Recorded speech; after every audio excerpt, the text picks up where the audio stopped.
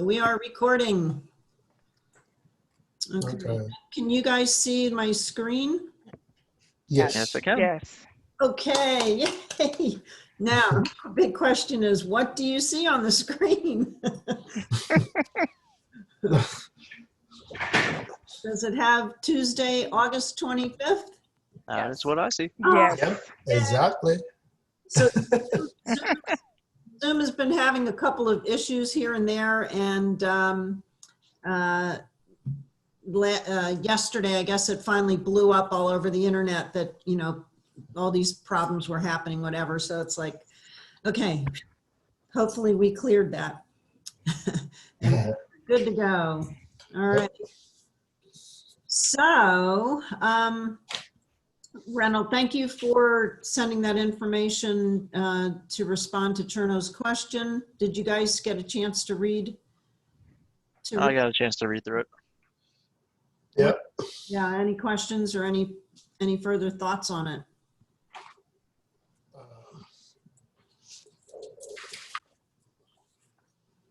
None for me. No questions for now.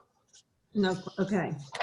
So it is, as Reynolds said, the management versus leadership has been studied for years, and there's all this non-conclusive evidence or all this non-conclusive research.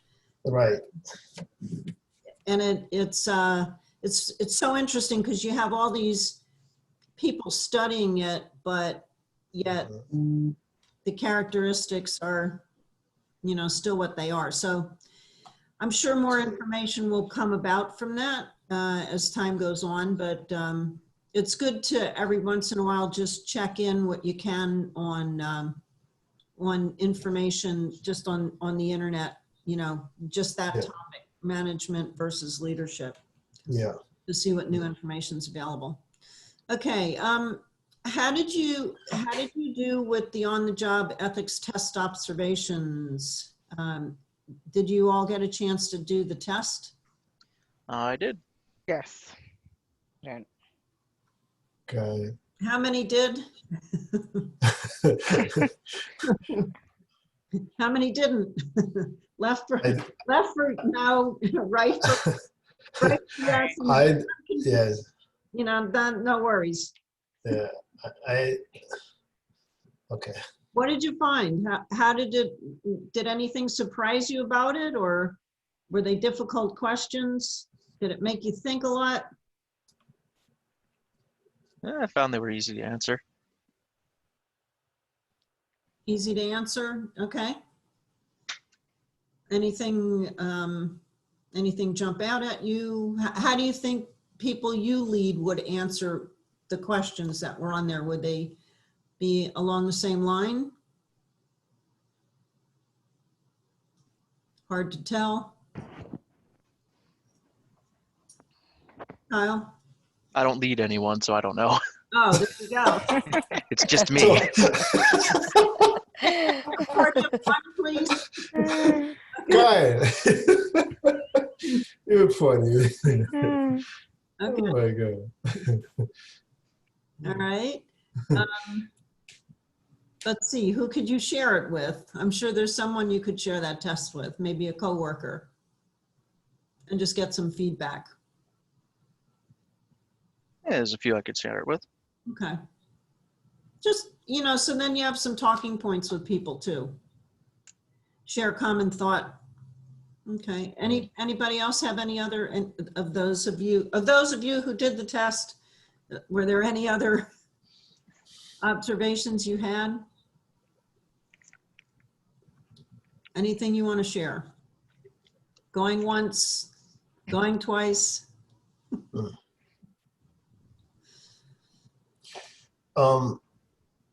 Can I say something, please? Yeah, concerning the number 2, observations of applying, learn and teach with your team. This is an assignment that I have been going through for a long time ago. So considering, like, did you have a discussion with the people you lead? like as a supervisor where I am right now, I did, oh, I've been always, in fact, not not in the past. I always discuss a lot of things with my staff concerning these ethical behaviors. You know, I always like to make sure that they didn't see anything considering like being biased to them, or like being too bossy, or like you know, I always want to make sure that they realize that I take everybody for granted. Like for the communication, I want to make sure that when I'm communicating with them, it's gonna be like either verbally or by written. So for just in case, like I have something and important information, I always want to make sure that everybody is informed. And also the way I talk to them individually, it has to be very respectful. They realize that I'm not that person who is very rude, and I always talk to them nicely, very respectful to everybody. And as a leader, I always want to make sure I'm the model, you know, whatever I want them to be, like good employees, I want to make sure that I'm doing the right thing the right way, so that they're gonna see me doing it the correct way, because I want them to do it the correct way. So I want to do it. I mean, I want to make sure I'm doing it correctly too. So this is also like for as a good listener, you know, when a staff want to talk to you, you need to listen to the staff and get more ideas about what he's talking about. Never be very rude to the staff. Make sure you're listening correctly and know how to respond also correctly and politely to the staff. You know, and also like for judgment, like judging staff, like or coaching, you know, when a staff did something that is not right, you should know how to talk to the staff so that the staff gonna get more ideas for the future, that he cannot do the same thing or repeat the same thing, you know, do the same mistakes. So all these type of things that I think for me, as a leader, that's the way I define the ethics at my own place, at my own facility, where I'm taking care of my own staff. Because I want to make sure that this staff I'm taking care of, I want to make sure that they do the right thing, the right way. And then you're Yeah. leading by example, I'm leading by example. Thank you. showing them how to do it. And then, Exactly. yeah, and then your expectation of them is that they will follow your lead. Right.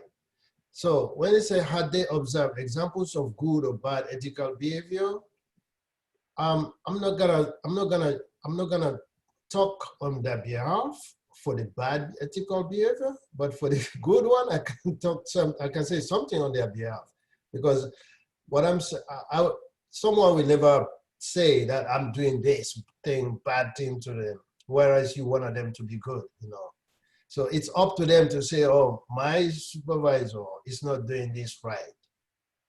So they are the only ones who can judge me whether I'm doing, whether my ethical behavior is bad or not. But as far as I know, I'm doing the right thing.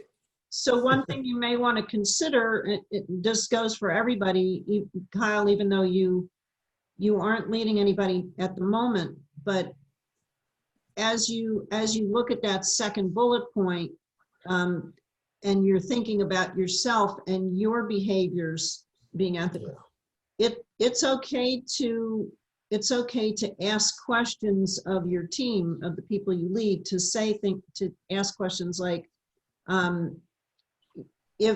or a statement that might be like, if you feel that there's something I should be doing differently, That's right.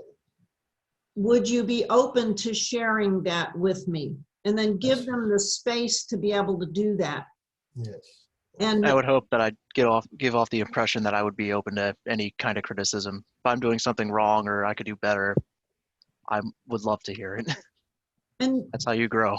even though Kyle, you may be giving that impression off, it's still good to reinforce it by telling them.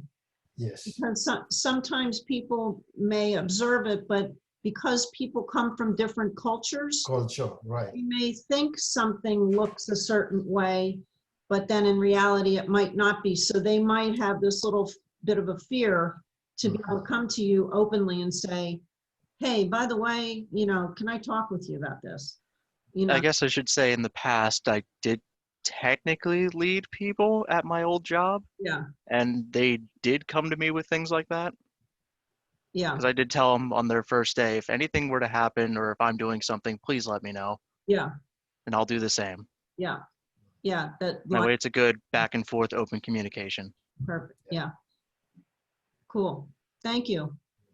You're welcome. Thanks for sharing that. And Bonnie, I think when it comes to that, you know, sorry, did I cut across somebody there? Sure. I lost you all a little there. Yeah, I was saying, Bonnie, that transparency is important. So when one speaks of ethics and one speaks of vulnerability, they all go together.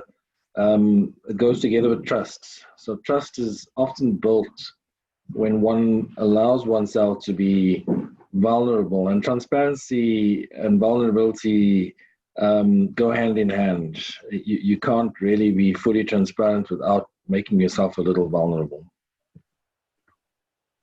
Yeah, and vulnerability is very difficult for some people Right. because we want to have all the answers all the time, and That is true. we're human, so we're Yes. not going to have all of them. Absolutely. That's true. Thank you. Did anyone else have an opportunity to you know, work through the second bullet point? Was there any discussion that anyone had with people that they do lead? Nikki, how about you?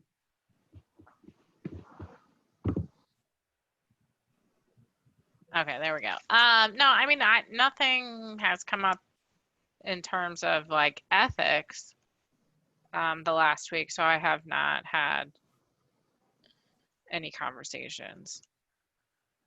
Can you create an opportunity where you might just have a 10, 15-minute discussion with someone or some people? Yeah, I could do that with this week coming up. Not that anything has to be good or, but you know, and it doesn't have to be based on an example. It's just a conversation that you're having with them Sure. to broaden the scope of what you talk about. Yep.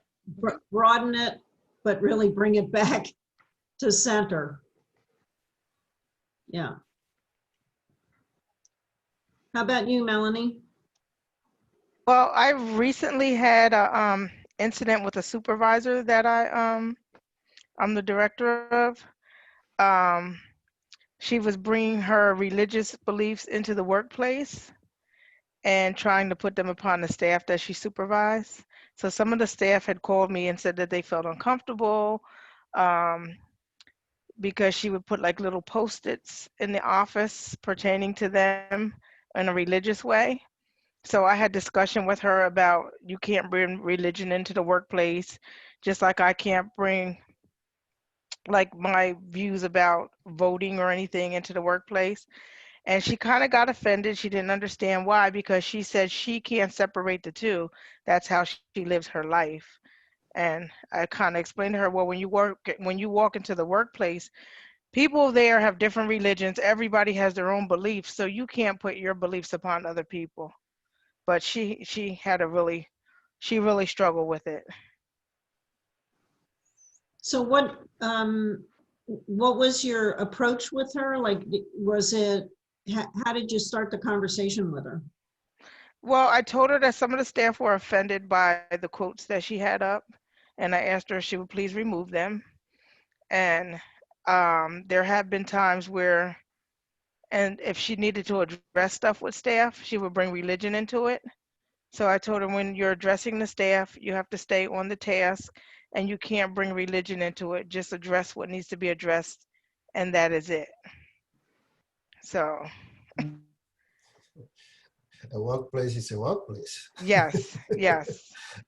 it got to be a place where she was trying to preach sermons to the staff, and like we can't have that. No. Yeah, that's not at the job site. Is Has she anybody- new, Melanie? Huh? Is she a newer employee? Just curious. She wasn't. I said was because she was a newer employee. She is no longer with the agency. Oh, okay. Has anyone else run into that kind of a situation before where someone brings religious or political values in? All the time. Yeah, that's happened. Every job. And how do you deal with that? Good. I usually don't comment. Oh.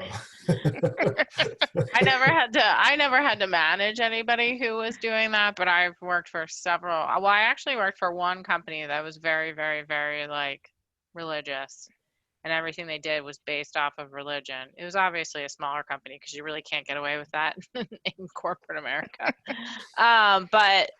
But yeah, I mean, it was really difficult to not say anything because their views did not align with mine. So I was very happy to leave when I did because,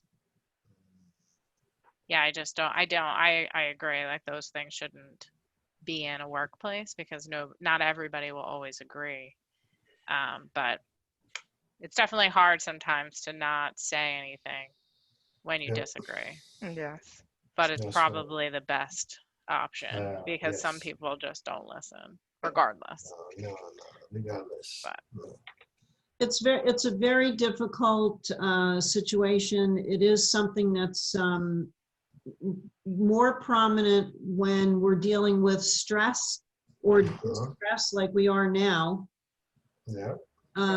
Very quick story. When 9/11 took place, we, in my company, we had a little under 30 people, and we somehow all found ourselves around the conference table at this pretty close to the same time, and everybody pretty much just requested like a moment of silence or a moment of prayer.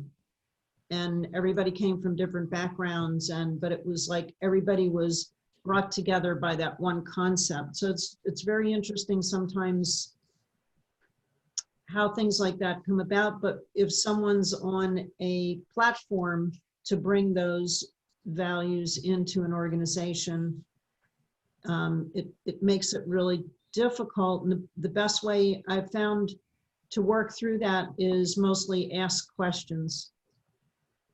You know, things like, do you feel that everyone finds value in what you're talking with them about?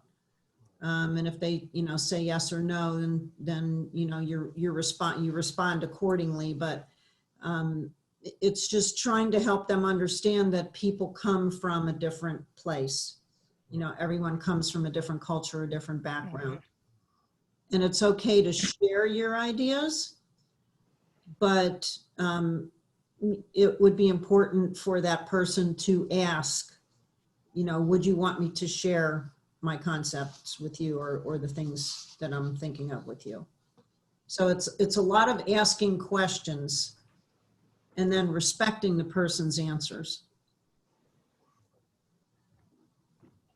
It's hard sometimes if we just, say a definite, you can't bring this here, or this isn't how we do it here.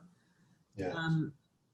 You don't know what you're eliminating or walking into otherwise.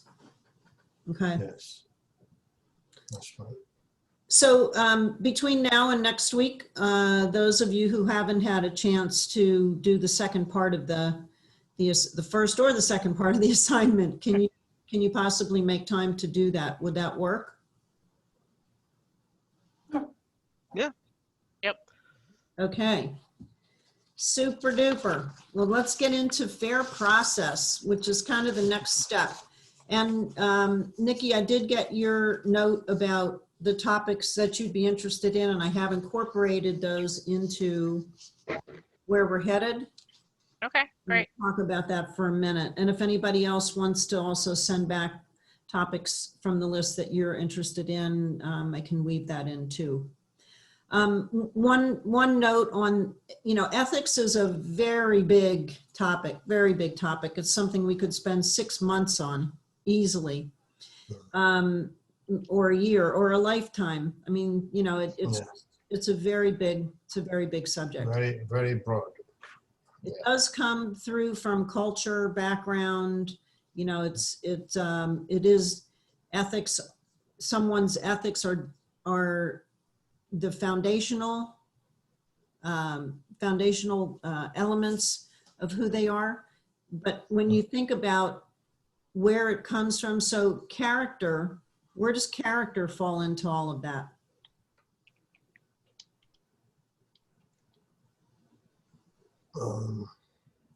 Someone's character. I'll just give you a little line here, a little blurb here. So character constitutes a person's nature. It guides decisions and actions. So characters, sort of like ethics, it's hard to describe, but when you see it, kind of thing. Right. You also know when it's absent. You can Absolutely. really feel it when it's absent. Mhm. So character is a very big part of ethics, and it's measured by what you do or how you act when no one's looking. We know that, right? Mhm. So if nobody's around, are you going to do the same thing that you would if someone is around? So Right. someone's watching, you're not going to steal from the tip jar, but if there are other people around, you're going to leave it alone. Okay, and yeah, and if they aren't around, if there's no one around, your character will dictate what will transpire, and how you are and who you are. Okay. Yeah. All right. So fair process. Any questions? Anything else you want to follow up on ethics? We're good for the moment. Yep. All right. Fair process. Did you get a chance to look over the material for that? I didn't give you a whole lot of time, but I did read through this yesterday. so here's in a nutshell, what happens is when we include people, especially if it's something that affects them, and no matter how small the inclusion is, now you have their attention. Now you will get a better result, because at least they know this is at the heart. If you truly care, if you do it for the right reasons, now they know that you do care. And now they know that, there's a reason. You'll get more purpose-driven buy-in. So there's a great quote on your sheets that says, right at the, let me just scroll down here a little bit. Does everybody know who Dale Carnegie was? Carnegie sounds familiar. Okay. No, Carnegie. I don't. There's a bunch of what they have created. Dale Carnegie was a man who created a phenomenal leadership and training mindset, philosophy. There's all kinds of training that's available through like the Carnegie Institution, which is part of his background. So this is a famous line that he had, or a famous quote of, people support a world they help to create. And that happens in the workplace every single day of the week. Yeah. Yourself, if you're part of something, you're going to be a lot more inclined to want to see it through and to want to see it be successful if you've had a hand in it, if you've participated in any way. So I'm going to ask you to take a minute and just read the couple of paragraphs here, the 3 paragraphs here, excuse me.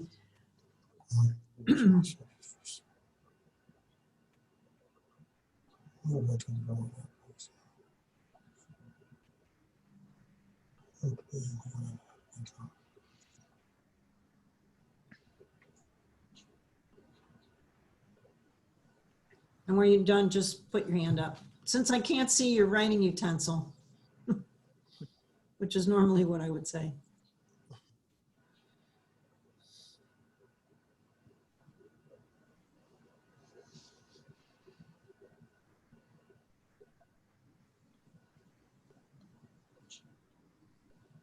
We good? Yeah. So Gallup, if you're not familiar with Gallup, Gallup is a, excuse me, a huge international organization that does polling. They're the people that will call and annoy you at home to say, hey, we want to take a survey. What do you think about this? They have done massive undertakings surveys worldwide. And in 2012, they did one about the workplace, which is something that to the likes of had never been done before. So you can see by the numbers, 189 countries, I think there were 67 languages, 25 million employees. And the study really brought to light how disengaged people were in the workplace. And it got everybody's attention, seemed to have gotten everybody's attention, but then it didn't hold, or it didn't last in as extensively as what people had hoped. So we're going to do a little bit on Gallup survey in a couple minutes after we go through what the 3 components of fair process are and why it plays into how important it is to keep your team and people in your company engaged in your organization. So the 3 components: engagement, explanation, and expectation. Clarity. Yeah. So you can see in an easy format, or you know how easy in a sense this looks, but it's not easy to do. So the 3 elements of it, if you think about an example of engagement, it would be if you're at home and you're going to take a vacation with your family, but you don't really know where you want to go, what might you be doing with the rest of your family members? Would you Sit ask? them all down. Sit them all down. Say, what are you interested in? Where do you want to go? Do you want to do a beach, amusement park? What are your interests here? Yeah, that's And start getting a questions. list. Yeah. Now, what happens if there's 3 or 4 family members and the final choice is made and one of those family members that wasn't their choice. Maybe they wanted to go to the beach, but the final decision was, nope, we're going to Disney World. Are they going to be upset? Yeah, I might be Probably. a little disappointed. Mhm. Yeah, Yeah. but they need explanation. Right. Yeah. What would happen if you made the decision just as an independent person, Mhm. one person, to say, we're going to Disney? If everybody's okay with it, then it's okay. But if there are some that are against it, then you need to explain Right. why. Mhm. So it's a lot easier if you engaged your team or the people that are involved up front and get their opinion. But Right. it's also important to say to them what you're doing, why you're doing this. So let's say we're changing something with the way our Mhm. department works, or the way an activity is that we're working on. It's going to change. if you approach the people and you say, okay, with you guys. So let's say your supervisor, whether it's, you know, Debbie or Kim or whoever is your overall supervisor, and you're talking to your team, they've asked me to look into this particular situation. So I would really like to get input from all of you. So now you're letting them know you've been tasked with something to do the research and you would like to get their input. So that's where the engagement comes in, because it's going to affect them. And most people, 99% of people will appreciate you're asking them to be involved, to get them engaged. The second part of it is the reasoning behind a decision. So let's say you had 10 people, and of the 10 people, only 2 people had input that was accepted as part of the decision. 8 people didn't.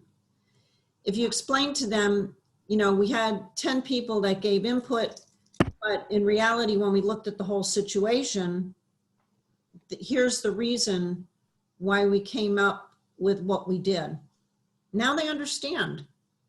Now they can appreciate where this came from. And then the clarity, the expectation clarity is once the decision has been made, you want to make sure that everybody understands the decision and what's expected of them to make it come to fruition. Does that make sense? Yeah, that makes Yes. sense.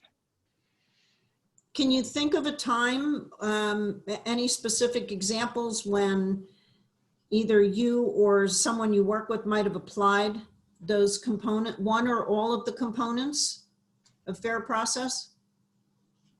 Yeah, I mean, I'm newer, so I just started in December, but we use a really old, well, old-ish accounting system. And so everyone basically dislikes the system. So one of the projects that I started with was continuing to look into a new software for us to use. So, you know, a lot of people have been here for a while and are just used to the system that they use, even though they don't like it. So I tried to involve as many people as I could in trying to figure out what are the issues with the current system, and then worked with the people who provide us that system to see if any of those things could be fixed. And then when we found out that they really weren't addressing our concerns, then I said, you know, I think it is really time for us to make a decision to move, and then included people, you know, with me on meetings about the new systems, and including them in the presentations for what the new systems will look like. So I tried to include the team, but now I do feel like I have better buy-in for making the switch, because, you know, they saw that I at least tried to get their issues resolved, and then when they weren't addressed, then include them in picking out a new system. So I'm hoping that everybody is on board and receives it well once it actually happens. But yeah, I do think that it's really important to do those types of things, because otherwise, if you're just making decisions, sometimes, you know, then people aren't always as willing to change with you. I feel like they're just being dragged along. Yeah. Thank you for sharing that. Sure.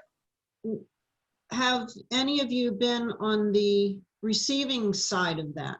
Has someone, could be someone that you're working directly with, your direct supervisor, or someone else in the company at Prospectus Burco or another environment?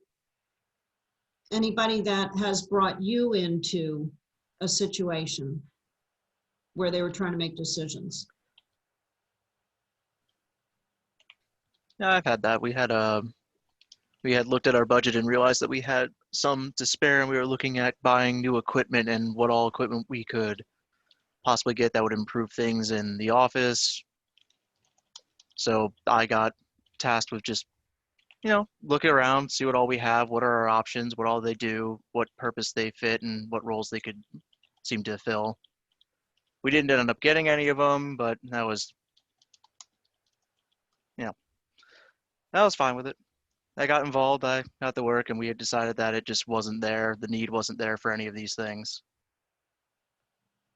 But So you I didn't feel like I had wasted my time. It was just, good. some things fell into situation like COVID happened, and that kind of hurt us a bit. So we had to switch gears and change how we were going to approach things. So that project got dropped. Yeah. Thank you for sharing that. Yeah, you're welcome. Anybody else have any other situations that they want to share?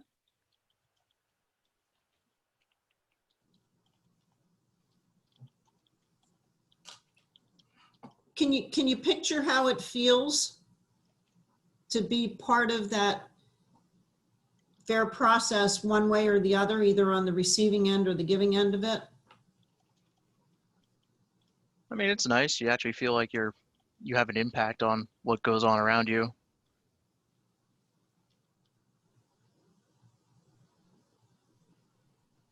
How about you, Melanie?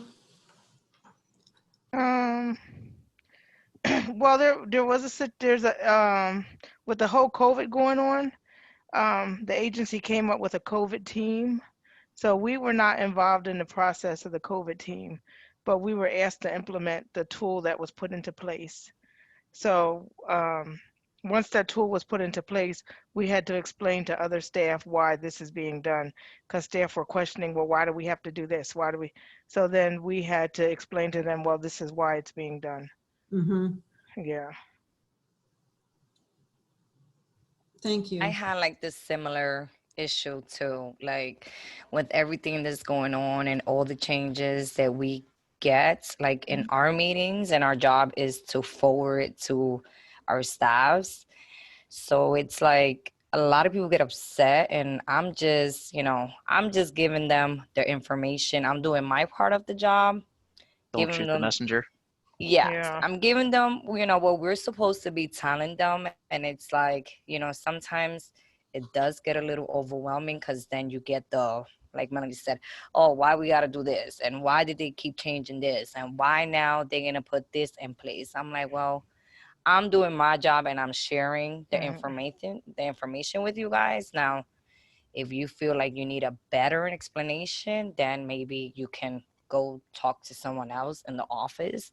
If you feel like I'm telling you it's not clear enough, but like, this is what we're supposed to do. This is what we're supposed to, be telling you guys. But some people don't take it like that. Like, I don't know. Like, sometimes they just feel like, oh, we have to do this and we have to do that, and they keep changing this. And I'm like, well, I'm doing it too. I work here too, and everybody has to do it. Like, we don't have no control. What if a policy changes tomorrow? I don't make the policies. My job is to let you know what's going on. So some people get like a little upset about that, like staff. But like I said, like, I keep it professional, and if they seem like they too upset, what I say, hey, if you're really upset about it and you want to talk to my director, or maybe you want to talk to someone else, you can. I'm just doing my job and forwarding, the message and telling you guys what we're supposed to be doing. Yeah. This is Nikki. I mean, I actually appreciate hearing that from both of you, as I'm a part of the COVID team. And one of the people who are helping to, I guess, make those decisions. I mean, what do you think would be a better way of making those announcements? I mean, is there anything that we could do to make that easier for you? I mean, because I do think it's important for us to know those things. And I mean, this is the first that I'm kind of hearing of that. And I know we did set, we had the town hall today, so I don't know if that's going to make anything better for either of you. But I mean, I would definitely be happy to pass along or share your thoughts and ideas with the rest of the teams who are making those decisions. If there's a better way that we could communicate that, I mean, I would definitely be very open to hearing those suggestions. because I know it is tough. I get it too from my team. But I'm Yeah. also a part of the Mhm. meeting, so I have a little more information to share with them where you guys might not have that information. So I think, Nikki, if we had more town hall meetings and they actually Yes. heard it from the top, because sometimes when they're hearing it from us, they just think, oh, well, here's another policy put into place, and do Yep. we really have to do this? But I think if they hear it from the top, they know that, yes, this is what needs to be done. yeah, I know that we had our first one today, and I know that they would like to continue to hold them on a monthly basis. I don't Mhm. know if that's going to be too frequent, not enough. But you know, I do think it was good for them, for everybody to hear it from Jody, Yes. um, you know, and to share kind of some of the reasonings behind it, as well as, you know, just for everybody to hear the same message too. Because, you know, Mhm. I might say one thing to my team and you guys might say something different. You know, it's the kind of the message down the line thing. But I'll definitely share that. But if you have, yeah, any other suggestions, I mean, please definitely feel free to share it, because, you know, we're all trying to figure this out together. And I know it's not the Yes. most easiest thing to navigate because it is all new to everyone. So I definitely appreciate the feedback that you guys shared. And I'll definitely bring it up in our we have a meeting tomorrow, so I will share it tomorrow. I won't say who it's from, but I'll just say that I heard it in case either of you care about that. Well, I'm not the issue. Like I said, it's just Oh for yeah, no, I know. I'm message. just saying. It's like not everybody, like you said, like if they hear it like we did today, because like Melanie said, when we say it, they feel like, oh my God, like more, more protocols or more Mhm. changes or more this. And I just be like, hey, this is what I'm getting told by my boss. Like, this is what we're doing. So, and, I tell them, we all in the company, it's not just us. Like, all this information is going for everyone in the company. So, Yeah. it's like I think like what we did today, if they start doing that, like for staff to be involved in the meetings too, and like Melanie said, they see it for themselves, they Mhm. hearing it for themselves, then that's like a little more stress off our back, because when we say it, they just feel like, and I have told my staff plenty of times, hey, I don't make the rules, like I didn't come up with this like rules. Like we just have to follow them as everybody else is doing in the company. It's part of our job. But people get upset. Some people don't like changes. Oh Some yeah. people People like, negotiate with me on a regular basis, yes, especially about the travel. Nobody wants to hear the travel one. yes. Oh, that was a big, I'm not I'm even good going with to the talk travel. about that. I'm not even going to get into that one, but yeah. It's like the two of you have a bit to discuss after we all close this out, correct? Yeah. Yeah, or the three of you, yeah. It'll be Bonnie, can I just, for those that like numbers and are interested in the statistics, and I'm not just going to share, I've just got two statistics or numbers that I think would put some perspective to the importance of employee engagement. In your country, in the US, companies lose anything between US dollars 450 billion to 550 billion per annum as a result of employee disengagement. That's a huge amount of money that companies lose simply because employees are disengaged. When one compares companies that are highly engaged or have employee engagement that is high versus companies that have low employee engagement, you find that those with higher employee engagement outperform those with lower engagement by 202%.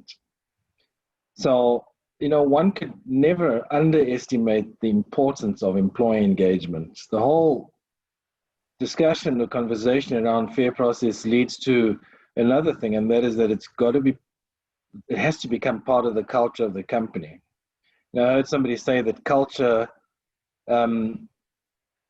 eats strategy for breakfast any day of the week. yeah. And we can have all of the strategy that we would like to put into place, but when we have a compromised culture, we'll find that strategy is not properly implemented.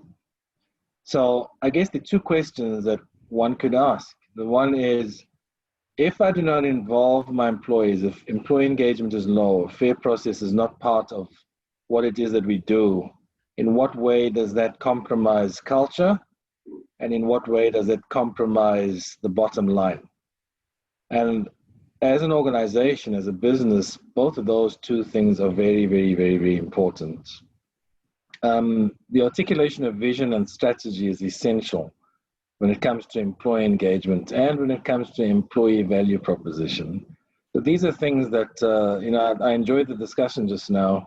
And I know Bonnie said it's something you can take offline. There's lots to talk about, but these are things that just need to be borne in mind. So important. Articulation of vision and strategy, not just at a high level, at a micro level, at a desk-to-desk level. It's important. And it comes back to functionality of the organization too. So the numbers are paramount, but also how is the department, how is the group, how is the team operating? Yeah, absolutely. Yeah, absolutely. So here's the Gallup poll that they did. They came out with 12 items or 12 comments, 12 pieces of feedback that they got. These were the top 12. Obviously, with as many people as they surveyed, you can imagine how much information came about, right? I mean, I can't even get my head around the amount of information that they probably got from all that, but they boiled it down or distilled it into 12 top items. So why, you know, the question to you would be like, why do you think people trust and cooperate more freely when fair process is observed? So really, if you look at all of these, just read over them, it really comes down to the 7th item. At work, do your opinions seem to count? Because there's nobody that wants to, people go to work, they want to feel valued. They want to feel that there's purpose in going to work. It's not always just about the check, the paycheck. They want to feel like their contributions mean something. And if they don't, you know, that's why when people go home after work, they feel like they didn't accomplish anything. You know, how did you add value today? So that's where the fair process also really comes into play, because you're able to get people to add value in helping to make big decisions that affect them. Any questions? No. This is actually a pretty cool survey. There's so many things you can pull out of this. It's amazing. And it's something that we'll look at again too as we go down the road here. So what fair process is not is decision by consensus. It's not designed to achieve harmony, because sometimes the decisions that get made are not popular. It's not what everybody wanted. It's not what the majority wanted. So you may have situations where, you know, it's gonna not be a harmonious outcome. And it's not a method to win people's support through compromise. That is like going back to the question of the person that brings their religious values or their political values into the workplace and tries to make other people see the reason why they should go that direction. We don't want to use fair process to compromise to make, you know, you can't make everything work for everybody all the time. It's physically impossible, I think. Democracy in the workplace and managers forfeiting their prerogative to make decisions or establish policies and procedures. So on the flip side of that, you can see what it does achieve. If you want to take a look at that. And think about anything on there that you would think would be, like voluntary cooperation drives performance. That's what Reynolds was just talking about, which leads to people going beyond the call of duty. When people feel like they're part of something, it's a lot easier to say, okay, well, I know this is going on, so I'm going to contribute. It's about how much does somebody want to contribute to the outcome. Does this help? Does this help understand with the understanding of what fair process is and isn't? Yeah. That helps a bit. Any questions on it?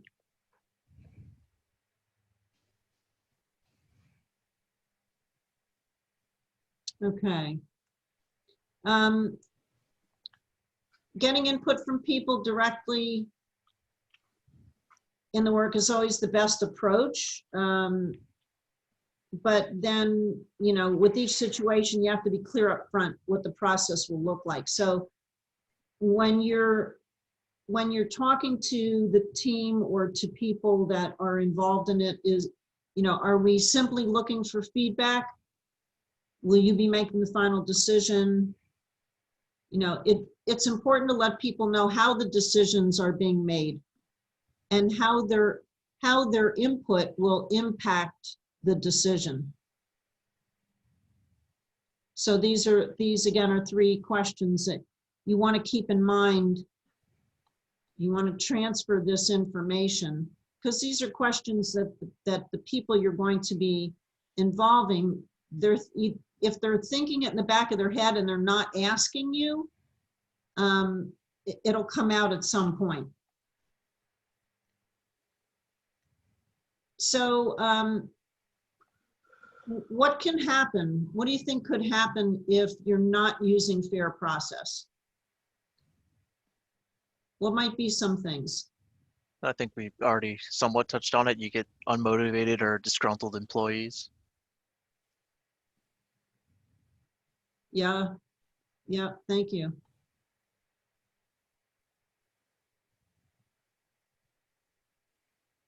What else might? Your employees may not trust you anymore. They may not believe what you say. Right? What is a result of that? If they don't trust you, what do you think is going to happen next, or what could happen next? You lose It's that going to start cooperation. to affect Yeah. their work performance. Work performance and cooperation. What did you say, Kyle? No, I had said you start losing the cooperation. Yeah. What else are you going to start losing?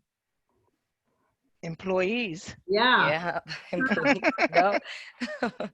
Nobody's gonna want to work. No. And like, if I can add one, like lack of motivation. If people feel like, I have my hand up, but nobody's paying attention. Yeah, why bother? I'm not going to put my hand up anymore. Right? When might fair process not be advantageous to use? This is always a good one.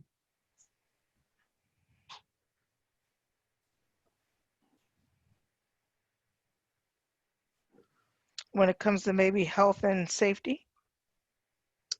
Absolutely. Like, for instance, what? What we're going through now with COVID-19. There may be stuff that needs to be put in place that you don't have input on for your own health and welfare. Yeah. Yeah.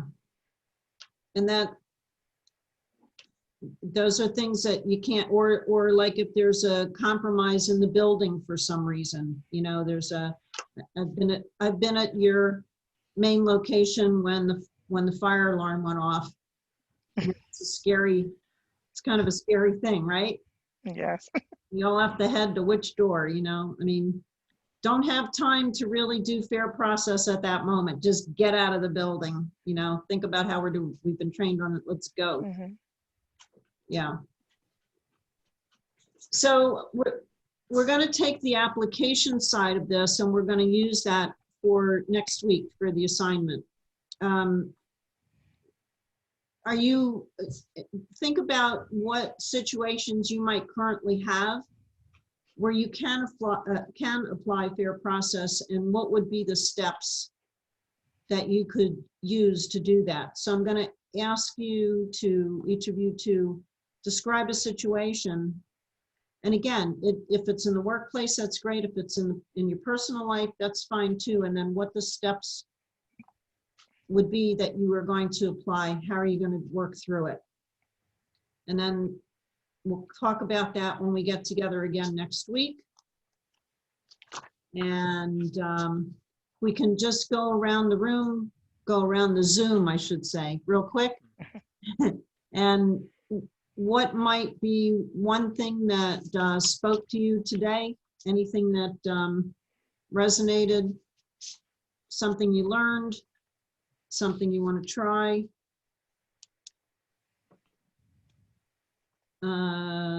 Let's see. Kyle, why don't we start with you?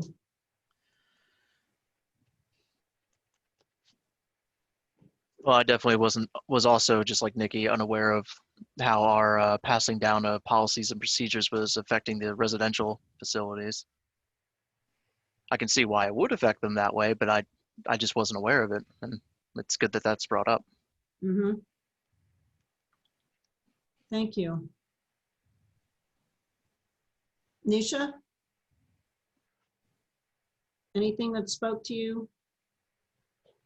Well, I pretty much said, like Kyle was saying, it's just the information that we get, and just the way that, like, not like we involve, but not everyone is involved. I mean, as in staffing, like we're practically the messenger. We give the message, and that's, maybe they should have something or somehow that everybody gets the message at the same time, because then it's not like we're looking at the bad supervisors or the ones that are trying to make new rules and, stuff like that.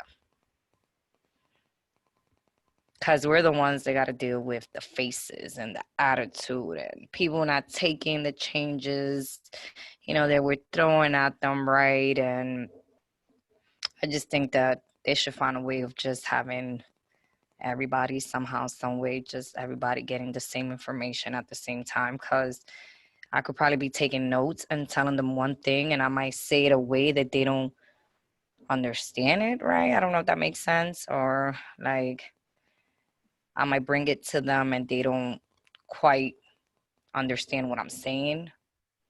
So maybe they should find a way of how to get the information to everybody at the same time. I don't know how that will work, but that would be nice. Or would it also be an opportunity for maybe a little coaching for all the supervisors and managers to be able to, here's what we're looking to accomplish. Here's how we take the message out. Does that open another opportunity? Yeah, pretty much. I just think it's like ever since all this COVID stuff is going on, and I think that's what it is. Like, everybody's like just like super overwhelmed, or when something new gets thrown out, or everybody's just like, because it is something different almost all the time. Yeah. So it's like, when you're coming to staff all the time, like, oh, wait, they just changed this again today. Wait a minute, they just put something else again today. So it's like, it could get like, some people get overwhelmed by changes, like I said. Some people don't like changes, or they don't get upset, like, why we have to do this. Like, okay. It's just how they forward the information for us, and we have to forward it to someone else. Yeah. Like, some people just don't take it right. Yeah. Thank you. Melanie. What stood out for me was the Gallup's question 12, that the most important thing is, at work, do your opinions seem to count? I Mhm, was surprised that that was the most important thing on the list because a lot of people look for recognition on the job, like want to be recognized for stuff. mhm. Yeah. It kind of goes along with, you know, the basic needs, you know, what are our basic needs? Food, water, shelter, right? Yes. Mhm. Yeah. You need to also feed your heart and spirit when you're working. Yes. Yeah. Yeah. Thank you. Nikki.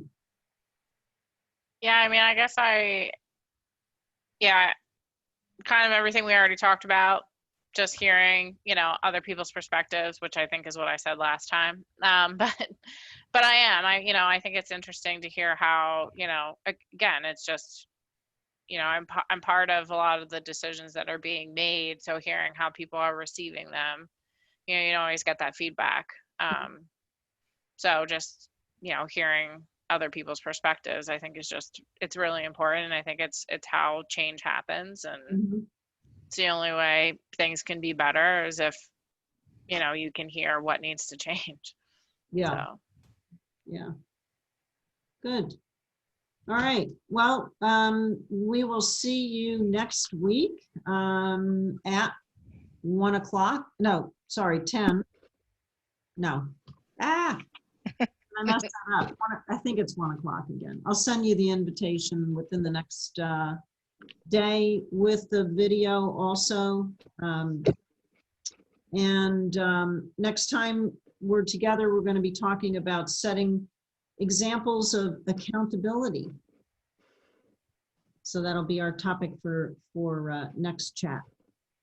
So I hope this was helpful for everyone, and definitely look forward to seeing you next week. thanks. Yeah. All righty. Yeah. Remember, if Take there's care. anything that comes up, Thank you, everybody. feel free to reach out. Okay? Awesome conversation. Enjoy Okay. the rest of the afternoon. Thank you. All righty. All right. Take care, everyone. Bye. Bye. Thank you.